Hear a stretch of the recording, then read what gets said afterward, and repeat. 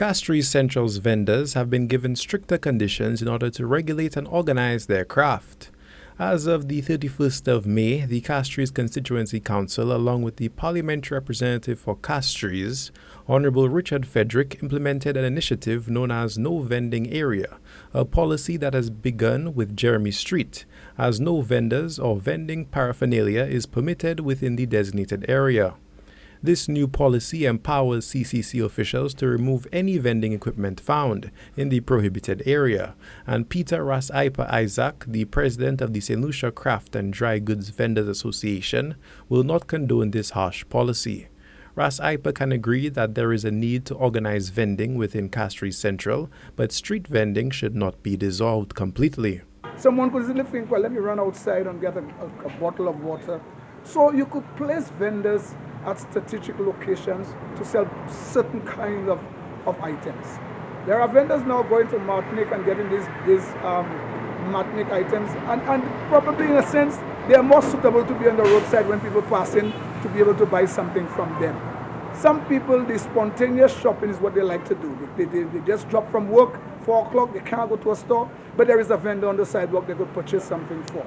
So I think vending must be done on the sidewalk in a regulated way.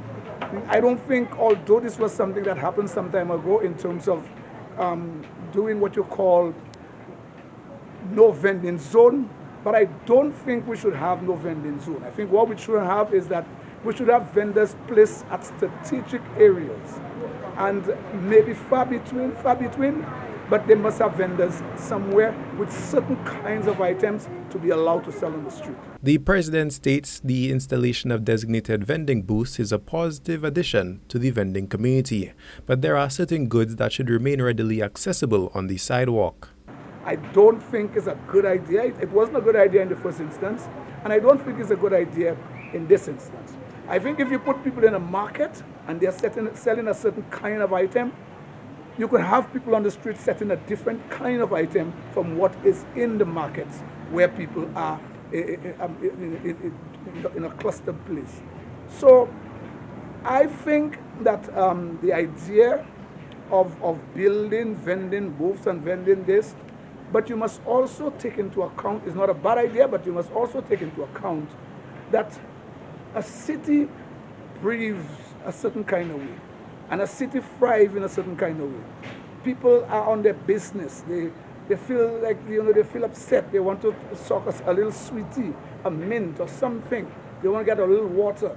Or it could be a situation where people are working within the tourism industry or in any other area. They knock off at a particular time.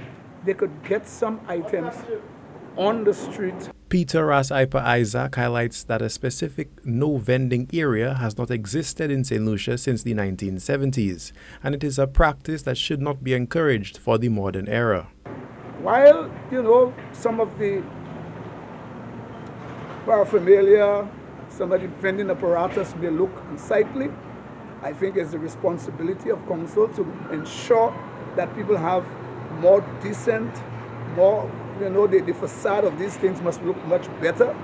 But I don't think it is something that we should ban vending on the sidewalk, but I think it must be regulated.